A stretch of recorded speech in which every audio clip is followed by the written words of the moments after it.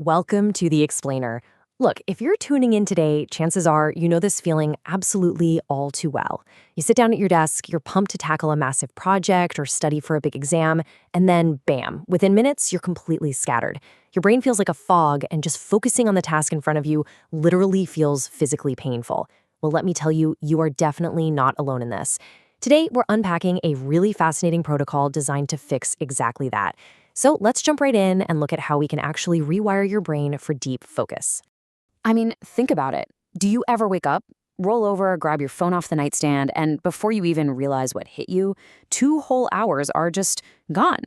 You've scrolled through a mountain of memes, watched, I don't know, a dozen short videos, and suddenly your brain feels stuck in the mud before your day has even officially started. Now get a load of this. The average person today spends over 3 hours a day just staring at their phone, picking it up almost 100 separate times. That's a massive, massive amount of time and mental energy just lost to the void. But here is the absolutely crucial thing you need to hear today. Your brain, it's lying to you right now. It's actively trying to convince you that mindless scrolling feels so much better than, say, working on your goals or hitting the gym. But you aren't lazy. Actually, scratch that. You're just trapped in this high stimulation loop. You're dealing with an addiction to cheap, easily accessible digital rewards. And, well, we need to break that loop.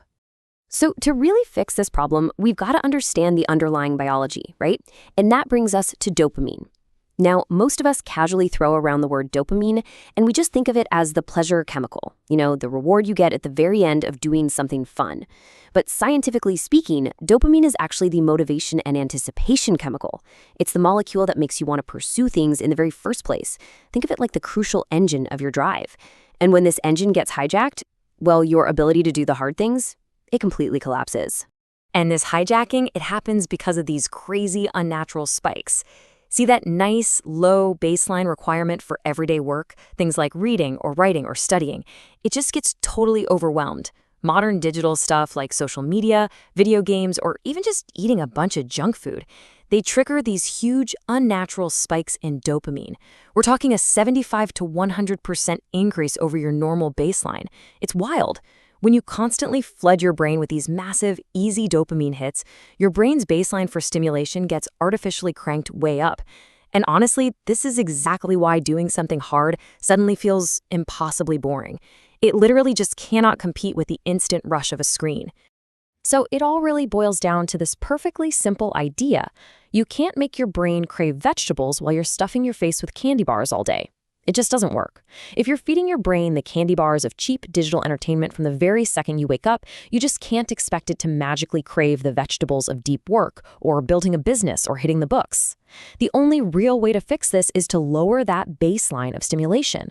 We have to bring it back down so that normal, productive activities actually become engaging again. All right, moving into section 1, the 30-day detox protocol, how to lower your baseline and reset your brain. So this protocol is basically broken down into 3 foundational steps that we're going to implement over the next 30 days. Step 1 is the one-day detox. Step 2 is environmental design. And step 3 is the 2-minute momentum rule.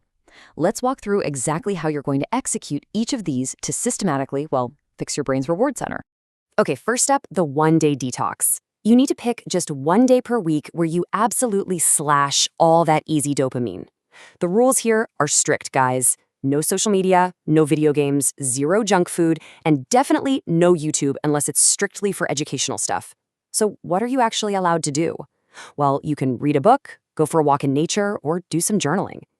Now, I have to warn you right now, you are probably going to feel restless, deeply bored, maybe even a little bit anxious on this day. But do not panic. That is simply withdrawal. That uncomfortable, itchy feeling, that's the exact sensation of your brain actively recalibrating its dopamine baseline. It means it's working. Next, step 2 is environmental design. And this is really all about managing friction. The rule of thumb here, you must make easy things hard and hard things easy. So to make those easy things hard, you've got to add friction to your distractions. Delete the apps that are stealing your time. Like if TikTok is draining hours of your life, just delete it. Gone. When you need to sit down and do deep work, literally put your phone in a completely different room. But on the flip side, we want to make hard things easy by completely removing that friction. If your big goal is to work out in the morning, lay out your workout clothes the night before. You want to design an environment where doing the right thing takes literally the least amount of effort possible. And that brings us to step 3, the 2-minute momentum rule. Look, when you're staring down a task you've been putting off forever, a blank document, a disastrously messy room, some awful complex spreadsheet, just commit to doing it for 2 minutes. Seriously, that's it, just 2 minutes. Starting is always the hardest part, right? Because of the anticipated effort. But once you're physically moving, momentum just kind of takes over. As you make even the tiniest bit of progress in those first 2 minutes, your brain actually releases a small, totally natural dose of dopamine, which naturally pushes you to just keep going. It's like a real game changer. Moving right along to section 2, rewiring your identity, from forcing habits to becoming a new person. So you can actually build this entirely new identity using a pretty cool tool called the Hard Things Journal. You see, you have to stop telling yourself, ugh, I need to force myself to study, and start affirming, I am a learner. But here's the catch. Your brain is super smart. It's not just going to believe empty affirmations. It needs cold, hard proof. It needs you to collect evidence. So every single time you choose the difficult path over the easy distraction, I want you to write it down in your Hard Things Journal. After a month of doing this, you're going to have a physical book packed full of undeniable proof that you are someone who consistently does hard things. And eventually, your brain will review this evidence and naturally start to align your daily behavior with this powerful new identity. Another honestly incredible psychological tool you can use is the 3-second rule. The exact moment you feel the urge to act on a goal, maybe realize it's time to close the browser or it's time to stand up and hit the gym, you just count down. 3, 2, 1, go. You have to move immediately. If you wait even a second longer than 3 seconds, your brain is going to start generating some highly convincing excuses to keep you right there in your comfort trap. Remember, motivation is incredibly unreliable. It usually only shows up after you've already started. Action is what creates momentum, and the 3-second rule absolutely forces that action.